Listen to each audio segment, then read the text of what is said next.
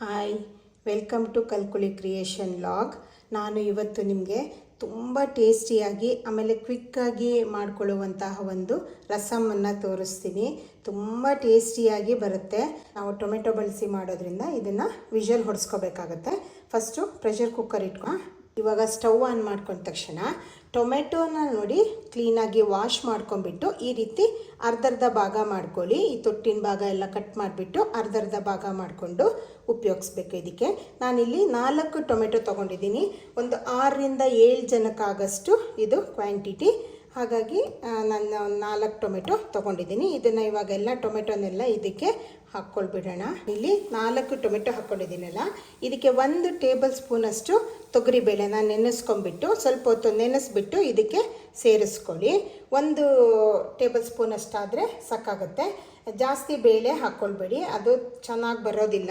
ಇದು ತುಂಬ ನೀರಾಗಿ ಬರುವಂಥ ಒಂದು ಸಾರಿದು. ಹಾಗಾಗಿ ಬೇಳೆನ ಕಮ್ಮಿನೇ ಹಾಕ್ಕೊಳ್ಳಿ. 1 ಟೇಬಲ್ ಸ್ಪೂನ್ ಹಾಕ್ಕೊಂಡ್ರೆ ಸಾಕಾಗುತ್ತೆ. ಆಮೇಲೆ 1 ಚಿಕ್ಕ ನೀರುಳ್ಳಿನ ಸ್ವಲ್ಪ ದೊಡ್ಡದಾಗಿ ಈ ರೀತಿ ಪೀಸ್ ಮಾಡ್ಕೊಳ್ಳಿ. ಇದು ಆಮೇಲೆ ಸಾರು ಆದಮೇಲೆ ಇದು ಸ್ವಲ್ಪ ನಮಗೆ ಪೀಸ್ ಕಾಣ್ತಾ ಇರಬೇಕು. ಹಾಗಾಗಿ ಇದನ್ನು ನಾವು ಫೈನ್ ಪೇಸ್ಟ್ ಅಂತ ಮಾಡೋದಿಲ್ಲ. ಅದಕ್ಕೇ ಸ್ವಲ್ಪ ದೊಡ್ಡ ಹೆಚ್ಚಿಬಿಟ್ಟು ಈ ರೀತಿ ಇಟ್ಕೊಂಡಿದ್ದೀನಿ. 1 ಚಿಕ್ಕ ನೀರುಳ್ಳಿ ಇದನ್ನು ಇದಕ್ಕೆ ಸೇರಿಸ್ಕೊಳ್ಳಿ. ನಂತರ ಇದಕ್ಕೆ ಒಂದು ಅರ್ಧ ಟೀ ಸ್ಪೂನಷ್ಟು ಅರಿಶಿನ ಪುಡಿನ ಹಾಕ್ಕೊಳ್ಳೋಣ. ಅರಿಶಿನ ಪುಡಿ ಹಾಕ್ಕೊಳ್ಳಿ, ಚೆನ್ನಾಗಿರುತ್ತೆ ಇದು. ಆಮೇಲೆ ಇದಕ್ಕೆ 1 ಟೀ ಸ್ಪೂನಷ್ಟು ಎಣ್ಣೆ, ಯಾವುದೇ ಆದರೂ ಎಣ್ಣೆ ನೀವು ಮಿಕ್ಸ್ ಮಾಡಿ. ಯಾಕಂದರೆ ಇದು ಬೇಳೆ ಇರೋದ್ರಿಂದ ಅದು ಚೆನ್ನಾಗಿ ಕರಗಿ ಬೇಯುತ್ತೆ ಅಂತ ಹೇಳಿಬಿಟ್ಟು ನಾವು ಎಣ್ಣೆನ ಮಿಕ್ಸ್ ಮಾಡ್ತೀವಿ. ನಂತರ ಇದಕ್ಕೆ ಒಂದು 3/4 ಬೌಲಷ್ಟು ನೀರನ್ನು ಹಾಕ್ಕೊಳ್ಬೇಕು. ಇದಕ್ಕೆ ನೀರು ಕಮ್ಮಿ ಹಾಕ್ಕೊಳ್ಳಿ, ಪರವಾಗಿಲ್ಲ. ಆಮೇಲೆ ನಾವು ಮತ್ತೆ ಕ್ವಾಂಟಿಟಿ ನೋಡ್ಕೊಂಬಿಟ್ಟು ಅಡ್ಜಸ್ಟ್ ಮಾಡ್ಕೊಳ್ಬೋದು. ಇವಾಗ ಇದನ್ನು ಫ್ಲೇಮನ್ನು ದೊಡ್ಡ ಮಾಡ್ಕೊಳ್ಳಿ ಸ್ವಲ್ಪ. ನಂತರ ಇದಕ್ಕೆ 1 ಹಸಿಮೆಣಸು ಆಪ್ಷನಲ್ಲು, ನೀವು ಬೇಕು ಅಂದರೆ ಹಾಕ್ಕೊಳ್ಬೋದು, ಬೇಡ ಅಂದರೆ ಸ್ಕಿಪ್ ಮಾಡ್ಬೋದು. ಇದು ಜಸ್ಟ್ ಟೇಸ್ಟಿಗಷ್ಟೇ, ಖಾರಕ್ಕಲ್ಲ. ಇದನ್ನು ಈ ರೀತಿ ಕಟ್ ಮಾಡಿಬಿಟ್ಟು ಆ್ಯಡ್ ಮಾಡ್ಕೊಳ್ಳಿ. ಆಮೇಲೆ ನೋಡಿ, 1 ಚಿಕ್ಕ ಚೂರು ಹುಣಸೆಹಣ್ಣು ಜಾಸ್ತಿ ಹಾಕ್ಕೊಳ್ಬೇಡಿ, ಹುಳಿ ಜಾಸ್ತಿ ಆಗುತ್ತೆ ತುಂಬ. ಯಾಕಂದರೆ ಟೊಮೆಟೊ ಹುಳಿ ಇರೋದ್ರಿಂದ ನೀವು ಹುಣಸೆಹಣ್ಣು ಸ್ವಲ್ಪ, ಇದು ಟೇಸ್ಟ್ ತುಂಬ ಚೆನ್ನಾಗಿ ಕೊಡುತ್ತೆ ಇದು. ಅದಕ್ಕಾಗಿ ಹುಣಸೆಹಣ್ಣನ್ನು ಮಿಸ್ ಮಾಡಬೇಡಿ. ಇದನ್ನು ಹಾಕ್ಕೊಂಬಿಟ್ಟು ಇದು ಒಂಚೂರು ನೀರು ಬಾಯ್ಲ್ ಆಗಲಿ. ಇವಾಗ ನೋಡಿ, ಇದು ಸಣ್ಣದಾಗಿ ಬಾಯ್ಲ್ ಆಗೋಕ್ಕೆ ಸ್ಟಾರ್ಟ್ ಆಗಿದೆ. ಇವಾಗ ನಾವು ಲಿಡ್ ಕವರ್ ಮಾಡೋಣ. ಲಿಡ್ ಕವರ್ ಮಾಡಿಬಿಟ್ಟು ಇದನ್ನು ಒಂದು 5-6 ವಿಷಲ್ಲು ಚೆನ್ನಾಗಿ ಬರಲಿ. ಯಾಕಂದರೆ ಇದು ಟೊಮೆಟೊ ಕರಗಿ ಬೇಯಬೇಕು, ಇಲ್ಲ ಅಂದರೆ ಗಟ್ಟಿ ಇದ್ದರೆ ಅಷ್ಟು ಚೆನ್ನಾಗಿ ಬರೋದಿಲ್ಲ. ವಿಷಲ್ ಜಾಸ್ತಿ ಆದ್ರೂ ಪರವಾಗಿಲ್ಲ, ಒಂದು 5 ಅಥವಾ 6 ವಿಷಲ್ಲು ಬರೆಸಿ. ಇವಾಗ ಲಿಡ್ಡನ್ನು ಕವರ್ ಮಾಡಿಬಿಟ್ಟು ವಿಷಲ್ ಬರೋದಕ್ಕೆ ಹೈ ಫ್ಲೇಮಲ್ಲಿ ಇಡೋಣ. ಈಗ ಇದು ವಿಷಲ್ ಬರಲಿ. ಇವಾಗ ನೋಡಿ, ಇದು ನಾನು ಇನ್ನೊಂದು ಪಾತ್ರೆಗೆ ಟ್ರಾನ್ಸ್ಫರ್ ಮಾಡ್ಕೊಂಡಿದ್ದೀನಿ. ಇದೊಂದು 5-6 ವಿಷಲ್ ಬರ್ಸ್ಕೊಂಡಾಗಿದೆ ಅಲ್ಲ. ಇವಾಗ ಇದು ಟೊಮೆಟೊ ಎಲ್ಲ ಚೆನ್ನಾಗಿ ಬೆಂದಿದೆ. ಇವಾಗ ನಾವೇನು ಮಾಡಬೇಕು ಅಂದರೆ, ಒಂದು ಬೇರೆ ಬೌಲಿಗೆ ಇದ್ರದ್ದು ಈ ಸಿಪ್ಪೆ ಇರುತ್ತೆ ನೋಡಿ, ಸಿಪ್ಪೆನೆಲ್ಲ ಹೀಗೆ ತಕ್ಕೊಂಡ್ಬಿಡಿ. ಸಿಪ್ಪೆನ ಉಪಯೋಗಿಸೋದು ಬೇಡ, ಅದು ಬಾಯಿಗೆ ಸಿಕ್ಕಾಕೊಳ್ಳುತ್ತೆ. ಅದಕ್ಕೇ ಈ ರೀತಿ ನೋಡಿ ಸಿಪ್ಪೆ ಎಲ್ಲ. ಅದಕ್ಕೆ ಇದನ್ನು 2 ಪೀಸ್ ಮಾಡಿಕೊಂಡ್ರೆ ನಿಮಗೆ ಸಿಪ್ಪೆ ತೆಗಿಯೋದಕ್ಕೆ ತುಂಬ ಈಸಿ ಆಗುತ್ತೆ. ಇದನ್ನೆಲ್ಲ ಈ ರೀತಿ ಸಿಪ್ಪೆಗಳನ್ನು ಎತ್ಕೊಂಬಿಡಿ ಕ್ಲೀನಾಗಿ. ಪ್ರತಿ ಒಂದ್ರದ್ದನ್ನು ಸಿಪ್ಪೆನ ಎತ್ಕೊಬೇಕು ನೋಡಿ. ಈ ರೀತಿ ಇದನ್ನು ಎತ್ಕೊಂಡಾದ ತಕ್ಷಣ ಇದೇನು ಟೊಮೆಟೊ ಇರುತ್ತಲ್ಲ, ಇದನ್ನು ಸ್ವಲ್ಪ ಕೈಯಲ್ಲಿ ಈ ರೀತಿ ಕ್ರಷ್ ಮಾಡ್ತಾ ಬನ್ನಿ. ತುಂಬ ನಿಮಗೆ ದೊಡ್ಡ ಪೀಸ್ ಬೇಕು ಅಂದರೆ ನೀವು ದೊಡ್ಡ ಪೀಸ್ಗಳನ್ನೇ ಇಟ್ಕೊಳ್ಬೋದು. ಇಲ್ಲ ಹಂಗೆ ದೊಡ್ಡ ಪೀಸ್ ಇಷ್ಟ ಆಗಲ್ಲ ಅಂದರೆ ನೋಡಿ, ಈ ರೀತಿ ಇದನ್ನು ಸ್ವಲ್ಪ ಹೀಗೆ ಕೈಯಲ್ಲಿ ಹೀಗೆ ಪುಡಿ ಮಾಡ್ಕೊಳ್ಬೇಕು. ಇದನ್ನು ಕ್ಲೀನಾಗಿ ಎಲ್ಲದನ್ನು ಇವಾಗ ಪ್ರತಿ ಒಂದು ಪೀಸನ್ನು ಪುಡಿ ಮಾಡ್ಕೊಳ್ಳೋಣ. ಇವಾಗ ನೋಡಿ, ಇದು ಎಲ್ಲ ಕ್ರಷ್ ಮಾಡ್ಕೊಂಡಾದ ತಕ್ಷಣ ಈ ರೀತಿ ಇರುತ್ತೆ. ಇದು ನಿಮಗೆ ಬೇಕು ಅಂದರೆ ಇನ್ನೂ ಒಂದು ಸ್ವಲ್ಪ ನೀವು ಕ್ರಷ್ ಮಾಡ್ಕೊಳ್ಬೋದು. ನಾನು ಇಷ್ಟಕ್ಕೆ ಇದನ್ನು ದೊಡ್ಡ ಚೂರುಗಳನ್ನಾಗಿ ಮಾಡ್ಕೊಳ್ತಾ ಇದ್ದೀನಿ. ಇವಾಗ ಇದನ್ನು ಇನ್ನೊಂದು ಪಾತ್ರೆಗೆ ಟ್ರಾನ್ಸ್ಫರ್ ಮಾಡ್ಕೊಳ್ಳೋಣ. ಇವಾಗ ನೋಡಿ, ನಾನು ಇದನ್ನು ಒಂದು ಬೇರೆ ಪಾತ್ರೆಗೆ ಟ್ರಾನ್ಸ್ಫರ್ ಮಾಡಿಕೊಂಡು ಸ್ಟವ್ ಆನ್ ಮಾಡಿದ್ದೀನಿ. ಸ್ಟವ್ ಆನ್ ಮಾಡಿಬಿಟ್ಟು ನಾವು ಇದನ್ನು ಕುದಿಯೋದಕ್ಕೆ ಇಡಬೇಕು. ಅದಕ್ಕಿಂತ ಮುಂಚೆ ಇದು ಸ್ವಲ್ಪ ಕನ್ಸಿಸ್ಟೆನ್ಸಿ ದಪ್ಪ ಇದೆ, ಅದಕ್ಕೆ ನಾವು ಇದಕ್ಕೆ ಸ್ವಲ್ಪ ನೀರು ಸೇರಿಸ್ಕೊಳ್ಳೋಣ. ಇದು ಸ್ವಲ್ಪ ನೀರಾಗಿಯೇ ಇರುವಂತಹ ಸಾರು ಇದು. ಇದಕ್ಕೆ ತಿಳಿ ಸಾರು ಅಂತ ಹೇಳ್ತೀವಲ್ಲ, ಹಾಗೆ ಇಲ್ಲ ಅಂದರೆ ಟೊಮೆಟೊ ಸಾರು ಅಂತನೂ ಹೇಳ್ಬೋದು. ಇದನ್ನು ಸ್ವಲ್ಪ ನೀರು ಮಾಡಿಕೊಂಡು ನೀವು ಕನ್ಸಿಸ್ಟೆನ್ಸಿ ನೋಡ್ಕೊಂಬಿಟ್ಟು ಅಡ್ಜಸ್ಟ್ ಮಾಡ್ಕೊಳ್ಳಿ. ಇದು ಹೀಗೆ ನೀರಾಗಿನೇ ಇರಬೇಕು. ಅದಕ್ಕೆ ಇದನ್ನು ಇವಾಗ ದೊಡ್ಡ ಮಾಡಿಬಿಟ್ಟು ಫ್ಲೇಮನ್ನು ಕುದಿಯೋದಕ್ಕೆ ಬಿಡೋಣ. ಇವಾಗ ಇದು ಸ್ವಲ್ಪ ಬಿಸಿ ಆದ ತಕ್ಷಣ ಇದಕ್ಕೆ ರುಚಿಗೆ ತಕ್ಕಷ್ಟು ಉಪ್ಪನ್ನು ಸೇರಿಸ್ಕೊಳ್ಳೋಣ. ಅದು ಆಮೇಲೆ ಟೇಸ್ಟ್ ನೋಡಿನೂ ನಾವು ಆ್ಯಡ್ ಮಾಡ್ಕೊಳ್ಬೋದು. ನಾನಿಲ್ಲಿ ಇವಾಗ 1.5 ಟೀ ಸ್ಪೂನಷ್ಟು ಉಪ್ಪನ್ನು ಆ್ಯಡ್ ಮಾಡ್ತಾ ಇದ್ದೀನಿ. ಮತ್ತು ಟೇಸ್ಟ್ ನೋಡಿಕೊಂಡು ನಾವು ಮತ್ತೆ ಹಾಕ್ಕೊಳ್ಬೋದು. ಇವಾಗ ಉಪ್ಪು ಹಾಕ್ಕೊಂಡಿದ್ದೀನಲ್ಲ, ನಾನು ಇದಕ್ಕೊಂದು 1 ಟೀ ಸ್ಪೂನಷ್ಟು ಅಚ್ಕಾರದ ಪುಡಿಯನ್ನು ಹಾಕ್ಕೊಳ್ತಾ ಇದ್ದೀನಿ. ಇದು ಖಾರಕ್ಕೆ ನಾವು ಯೂಸ್ ಮಾಡ್ತಾ ಇರೋದು. ಅಚ್ಕಾರದ ಪುಡಿ ಹಾಕಾಯ್ತಲ್ಲ, ನಂತರ ನೋಡಿ ನಾನು ಇದಕ್ಕೆ MTR ರಸಂ ಪೌಡರ್ ಬರುತ್ತಲ್ಲ, ನಾನು ಅದನ್ನೇ ಯೂಸ್ ಮಾಡೋದು. ಇಲ್ಲಿ ಒಂದು 3 ಟೀ ಸ್ಪೂನಷ್ಟು ನಾನು MTR ರಸಂ ಪುಡಿನ ಯೂಸ್ ಮಾಡ್ತೀನಿ. ನಾನು ಯೂಶ್ವಲಿ ಯಾವಾಗಲೂ ಅದನ್ನೇ ಯೂಸ್ ಮಾಡೋದು. ಇದು ತುಂಬ ಚೆನ್ನಾಗಿ ಬರುತ್ತೆ. ಇವಾಗ ಇದನ್ನು ಚೆನ್ನಾಗಿ ಮಿಕ್ಸ್ ಮಾಡಿಬಿಟ್ಟು ಕುದಿಯೋದಕ್ಕೆ ಬಿಡೋಣ. ಇವಾಗ ನೋಡಿ, ಇದು ರಸಂ ಪೌಡರ್ ಹಾಕಿದ್ಮೇಲೆ ಇದು ಸ್ವಲ್ಪ ದಪ್ಪ ಬರುತ್ತೆ. ಅದಕ್ಕೇ ಸ್ವಲ್ಪ ನೀರಾಗಿ ಇಟ್ಕೊಳ್ಬೇಕು. ಅದು ಸ್ವಲ್ಪ ಹೊತ್ತು ಕುದೀಲಿ.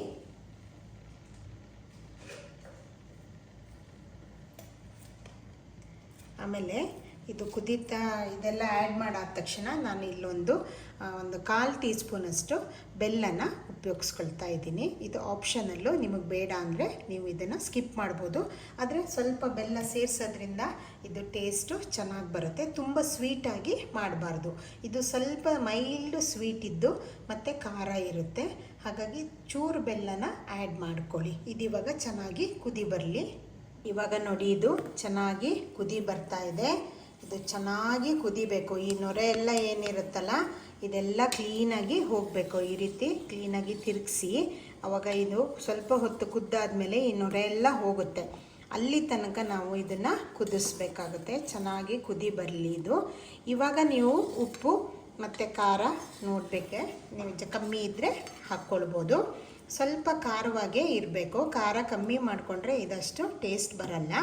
ನೀವು ಖಾರನ ಇಲ್ಲ ಅಚ್ಕಾರದ ಪುಡಿಯಲ್ಲೂ ಅಡ್ಜಸ್ಟ್ ಮಾಡ್ಕೊಳ್ಬೋದು. ಇಲ್ಲ ಸಾಂಬಾರು ರಸಂ ಪುಡಿ ನಾವೇನು ಯೂಸ್ ಮಾಡ್ತೀವಲ್ಲ ಅದನ್ನು ನೀವು ಜಾಸ್ತಿ ಹಾಕ್ಕೊಂಡು ಇದನ್ನು ಬ್ಯಾಲೆನ್ಸ್ ಮಾಡ್ಕೊಳ್ಬೋದು. ಉಪ್ಪು ಮತ್ತು ಖಾರನ ನೀವು ಚೆಕ್ ಮಾಡಿಕೊಂಡು ನಿಮ್ಮ ಟೇಸ್ಟಿಗೆ ತಕ್ಕನಂಗೆ ಹಾಕ್ಕೊಳ್ಳಿ. ನೋಡಿ, ಈ ಟೊಮೆಟೊ ಎಲ್ಲ ಇರುತ್ತಲ್ಲ, ಇದು ಹೀಗೆ ಸಣ್ಣ ಸಣ್ಣ ಸಿಕ್ಕಬೇಕು, ನೀರುಳ್ಳಿ ಟೊಮೆಟೊ, ಆವಾಗ ಇದು ಚೆನ್ನಾಗಾಗತ್ತೆ. ಆಮೇಲೆ ಇದು ಒಗ್ಗರಣೆ ಮಾಡಬೇಕು. ಇದಕ್ಕೆ ನಾವು ಒಗ್ಗರಣೆ ನಿಮಗೆ ಬೇಡ ಅನ್ನೋರಿದ್ದರೆ ಇದೇ ಹಂತದಲ್ಲಿ ನೀವು ಬೆಳ್ಳುಳ್ಳಿ ಮತ್ತು ಕರಿಬೇವಿನ ಸೊಪ್ಪನ್ನ ಆ್ಯಡ್ ಮಾಡ್ಕೊಳ್ಬೋದು. ಆದರೆ ಇದು ಫ್ಲೇವರು ನಿಮಗೆ ಚೆನ್ನಾಗಿ ಸಿಗಬೇಕು ಅಂದರೆ ಇದಕ್ಕೆ ಒಗ್ಗರಣೆ ಮಾಡಬೇಕಾಗತ್ತೆ. ನೋಡಿ, ಇದು ನೊರೆ ಎಲ್ಲ ಕ್ಲೀನಾಗಿ ಕುದ್ದುಬಿಟ್ಟು ಹೇಗೆ ಹೋಯಿತು. ಇವಾಗ ಇದು ಕರೆಕ್ಟಾಗಿ ಆಗಿದೆ ಅಂತ ಹೇಳಿಬಿಟ್ಟು ಆ ನೊರೆ ಹೋಗಲ್ಲವರೆಗೂ ನೀವು ಇದನ್ನು ಕುದಿಸ್ಬೇಕು. ಇವಾಗ ನೋಡಿ, ಇದು ಚೆನ್ನಾಗಿ ಕುದಿ ಬರ್ತಾ ಇದೆಯಲ್ವಾ. ಇವಾಗ ಸ್ಟವ್ ಆಫ್ ಮಾಡೋಣ. ಸ್ಟವ್ ಆಫ್ ಮಾಡಿಬಿಟ್ಟು ಇದಕ್ಕೆ ಒಗ್ಗರಣೆ ರೆಡಿ ಮಾಡ್ಕೊಳ್ಳೋಣ. ಇವಾಗ ನೋಡಿ, ನಾನು ಪ್ಯಾನ್ ಇಟ್ಕೊಂಡಿದ್ದೀನಿ. ಪ್ಯಾನ್ ಇಟ್ಕೊಂಡ್ಬಿಟ್ಟು ಸ್ಟವ್ ಆನ್ ಮಾಡ್ಕೊಂಡಿದ್ದೀನಿ ಒಗ್ಗರಣೆಗೆ. ಇದಕ್ಕೆ ನೀವು ಯಾವುದಾದ್ರೂ ಆಯಿಲ್ ಉಪಯೋಗಿಸ್ಬೋದು. ನಾನು ಇಲ್ಲಿ ಒಂದು 1/2 ಟೀ ಸ್ಪೂನಷ್ಟು, ನಾನು ಇಲ್ಲೊಂದು ಸ್ವಲ್ಪ ಆಯಿಲು ಹಾಕ್ಕೊಳ್ತಾ ಇದ್ದೀನಿ. ಆಯಿಲ್ ನಿಮಗೆ ಕ್ವಾಂಟಿಟಿ ಎಷ್ಟು ಬೇಕೋ ನೋಡಿಬಿಟ್ಟು ನೀವು ಯೂಸ್ ಮಾಡ್ಕೊಳ್ಳಿ. ಇದು ಸ್ವಲ್ಪ ಬಿಸಿ ಆಗಲಿ.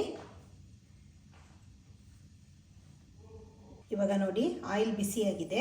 ನಾನು ಇಲ್ಲಿ ಸ್ವಲ್ಪ ಸಾಸಿವೆ ಹಾಕ್ಕೊಳ್ತಾ ಇದ್ದೀನಿ. 1 ಟೀ ಸ್ಪೂನಷ್ಟು ಸಾಸಿವೆ ಹಾಕ್ಕೊಳ್ತಾ ಇದ್ದೀನಿ. ಎಣ್ಣೆ ಚೆನ್ನಾಗಿ ಬಿಸಿಯಾದ ತಕ್ಷಣ ಸಾಸಿವೆ ಹಾಕ್ಕೊಳ್ಬೇಕು. ಸಾಸಿವೆ ಹಾಕ್ಕೊಂಡ ನಂತರ ನಾವು ಬೆಳ್ಳುಳ್ಳಿ ನಿಮಗೆ ಜಾಸ್ತಿ ಬೇಕಿದ್ದರೂ ತೊಗೊಳ್ಬೋದು. ಈ ರೀತಿ ದೊಡ್ಡದಾಗಿ ಚೂರು ಮಾಡ್ಕೊಬೇಕು.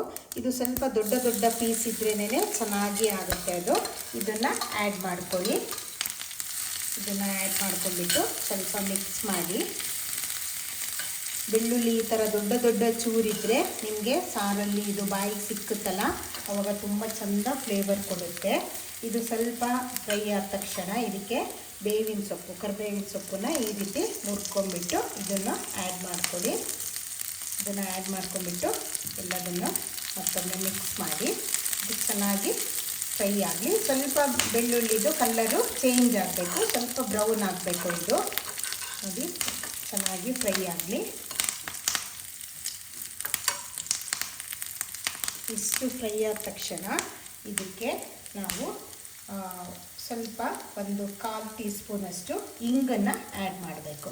ಇಂಗು ತುಂಬ ಫ್ಲೇವರ್ ಕೊಡುತ್ತೆ. ನೀವು ಇಂಗಿಲ್ಲ ಅಂದರೆ ಇದು ರಸಮ್ಮು ಅಷ್ಟು ಚೆಂದ ಫ್ಲೇವರೇ ಸಿಕ್ಕೋದಿಲ್ಲ ನಿಮಗೆ. ಇದರಲ್ಲಿ ಇಂಗಿಂದು ಫ್ಲೇವರ್ ಇದ್ದರೆ ಮಾತ್ರ ಚೆನ್ನಾಗಾಗುತ್ತೆ.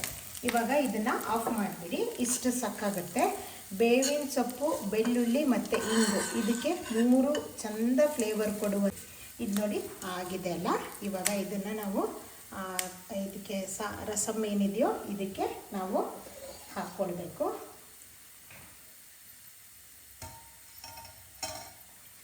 ಇದೆ ಅಲ್ಲ, ಇದಕ್ಕೆ ನಾವು ಇದನ್ನು ಟ್ರಾನ್ಸ್ಫರ್ ಮಾಡಿಕೊಂಡು ಇದು ಏನು ಇದಿರುತ್ತಲ್ಲ ರಸಮನ್ನು ಈ ಪಾತ್ರೆಗೆ ಹಾಕ್ಕೊಳ್ಬೇಕು. ಈ ರೀತಿ ಇದು ಒಗ್ಗರಣೆದು ಇದು ಹಾಕ್ಕೊಂಡ್ಬಿಟ್ಟು ಇದಕ್ಕೆ ನೀವು ಅದನ್ನು ಮತ್ತೆ ಹಾಕ್ಕೊಳ್ಳಿ. ಕ್ಲೀನಾಗಿ ಈ ರೀತಿ ಮಿಕ್ಸ್ ಮಾಡಿಬಿಡಿ. ಇದು ನೋಡಿ ಎಷ್ಟು ಚೆನ್ನಾಗಿ ಕಾಣ್ತಾ ಇದೆ ಅಂದರೆ ಬಿಸಿ ಬಿಸಿ ಅನ್ನದ ಜೊತೆಗೆ ಈ ರಸಮ್ಮು ತುಂಬ ಚೆನ್ನಾಗಿ ಟೇಸ್ಟ್ ಕೊಡುತ್ತೆ.